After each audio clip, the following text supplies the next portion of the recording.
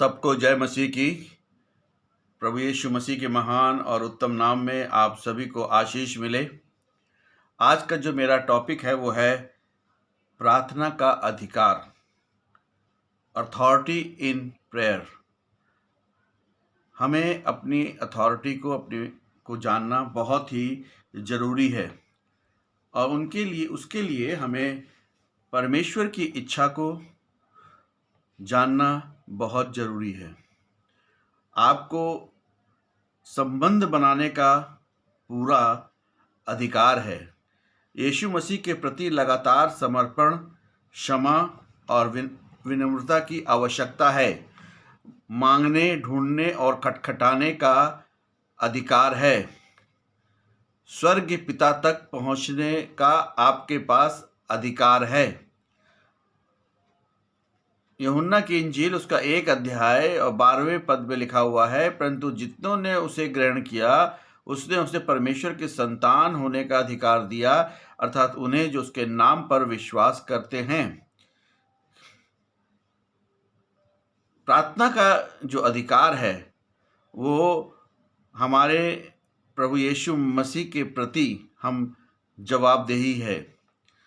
यीशु मसीह की इच्छा को जाने, भरोसा रखें। हमारा सौभाग्य है कि हम प्रभु यीशु मसीह का नाम ले सकते हैं।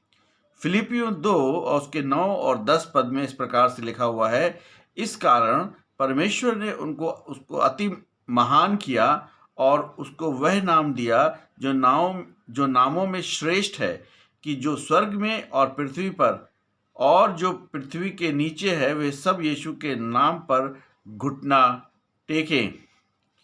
प्रार्थना के द्वारा परमेश्वर और उसके पुत्र को प्रसन्न करना सबसे अच्छा उदाहरण जो है वो प्रभु यीशु मसीह का है। यूहन्ना की इंजील और उसका 8 अध्याय और उसके 29 पद में इस प्रकार से लिखा हुआ है, और मेरा भेजने वाला मेरे साथ है, उसने मुझे अकेला नहीं छोड़ा है, क्योंकि मैं सर्वदा वही काम करता हूँ कि जिससे वह प्रसन्न होता है। ये यीशु मसीह का जो है सबसे बड़ा और महत्वपूर्ण उदाहरण है कि वो भी जो है वही काम करता है जिससे कि परमेश्वर जो है प्रसन्न होता है। यीशु मसीह ने हमें प्रोत्साहन का अधिकार दिया है। इब्रानियों 13 और उसके 18 में लिखा हुआ है कि हमारे लिए प्रार्थना करते रहो, क्योंकि हमें भरोसा है कि हमारा विवेक शुद्ध है और हम सब बातों में अच्छी चाल चलना चाहते हैं।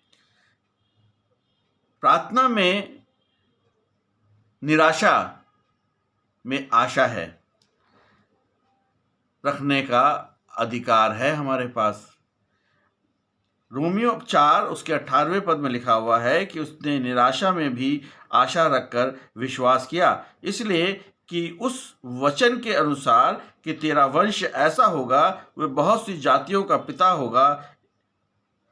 इब्राहिम ने विश्वास किया, प्रार्थना करी, और इब्राहिम जो है अपने विश्वास में कभी भी निर्बल ना हुआ। अब हम प्रार्थना के अधिकार के बारे में आपको बताना चाहते हैं। उसके 4 अधिकार हैं। अधिकार तो ऐसे बहुत हैं, मगर मैं 4 बातों में आपको बताना चाहता हूं। जो पहला जो अधिकार है कि यीशु मसीह की उपस्थिति में आने का अधिकार, यानी कि आप जो है प्रार्थना के लिए प्रभु यीशु मसीह के पास आप कभी भी आ सकते हैं, चाहे वो रात का 12-1 बज रहा हो या दिन का 2 बज रहा हो। आप प्रार्थना के साथ प्रभु यीशु मसीह के पास आप कभी भी आ सकते हैं। मत्ती 28 और उसके 18 पद में लिखा हुआ है, यीशु ने उनके पास आकर कहा कि स्वर्ग और पृथ्वी का सारा अधिकार मुझे दिया गया है। सारा अधिकार जो है वो प्रभु यीशु मसीह का है, इसलिए हम उसके पास कभी भी और किसी समय भी जा कर के उसके साथ प्रार्थना कर सकते हैं। दूसरा जो अधिकार है कि यीशु मसीह से मांगने का अधिकार हमको मिला हुआ है। मत्ती 7 और उसके 7 में लिखा हुआ है, मांगो तो तुम्हें दिया जाएगा, ढूंढो तो तुम पाओगे, और खटखटाओ तो तुम्हारे लिए खोला जाएगा। और तो इस प्रकार से प्रभु यीशु मसीह से जब हम मांगते हैं, ये हमारा अधिकार है कि हम प्रभु यीशु मसीह से मांगें और वो हमें हर वो चीज़ जिसकी हमको इस संसार में आवश्यकता है, प्रभु यीशु मसीह के अनुसार वो हमें देने में पूरी तौर पर सक्षम हैं। यीशु मसीह के साथ चलने का अधिकार मत्ती 4 और उसके 19 और 20 में इस प्रकार से लिखा हुआ है, और उनसे कहा, मेरे पीछे चले आओ तो मैं तुमको मनुष्यों के पकड़ने वाला बनाऊंगा। वे तुरंत जालों को छोड़कर उसके पीछे हो लिए। इसका मतलब ये है कि जब जब हम प्रार्थना में रहेंगे तो हम यीशु मसीह के साथ आगे बढ़ सकते हैं, आगे चल सकते हैं। ये हमारा अधिकार है। उसके बाद प्रार्थना में यीशु मसीह के साथ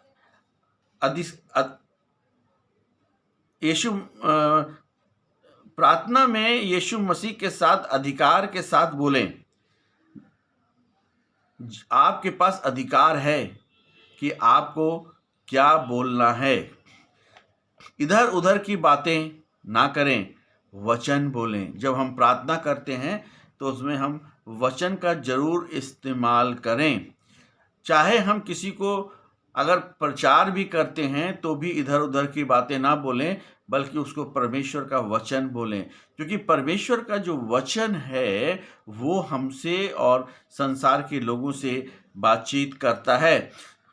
पौलुस, यूहन्ना, पतरस को बोलने का अधिकार था, और हम सब जानते हैं कि पतरस ने अपने पहले भाषण में जो है जब दिया तो उसमें लिखा हुआ है कि लोगों के जो थे हृदय जो थे वो छिद गए, और उस दिन 3000 लोग प्रभु यीशु मसीह में आ गए।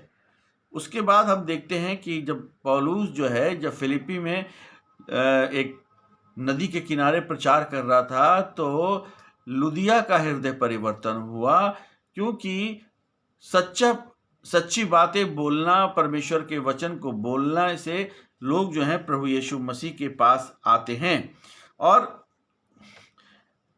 इसीलिए जो है फिलिपियों 2:9 में लिखा हुआ है, इस कारण परमेश्वर ने उसको अति महान भी किया और उसको वह नाम दिया जो नामों में श्रेष्ठ है। इसका मतलब यह है कि हमें जो है पूरी तौर पर प्रभु यीशु मसीह के वचनों को बोलना बहुत ज़रूरी है, क्योंकि ये वचन ही हमारे जीवन का आधार है। ये इधर उधर की बातें अगर हम करने लग जाते हैं तो वो प्रभु को भी अच्छा नहीं लगता है। इसलिए प्रभु यीशु मसीह चाहते हैं कि हम वचनों का इस्तेमाल करें। जब वचन का इस्तेमाल करेंगे तो वो हमारी प्रार्थनाओं को जो है सुनेगा। जिस अधिकार से हम प्रार्थना करते हैं उस अधिकार को जो है वो हमारे जीवन में पूरी तरह से दिखेगा। प्रभु यीशु मसीह आप सभी को बड़ी आशीष दे और इस अधिकार के द्वारा हम प्रभु यीशु मसीह के से आगे बढ़ सकें। आमीन।